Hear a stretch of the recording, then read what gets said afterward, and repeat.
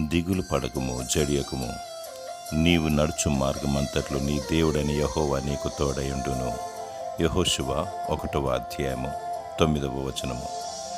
దేవుడు నీ మార్గమును సరళము చేయును, ఆ మార్గములో నిన్ను నడిపించును, మరియు నీకు తోడయుండును.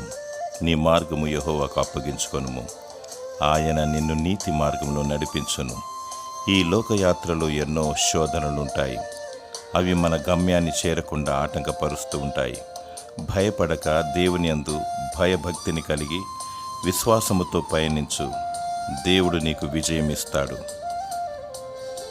దేవుడు నిన్ను ప్రేమించి విశ్వాసయాత్రలో దీవించి నిత్యము నిన్ను నడిపించునుగాక.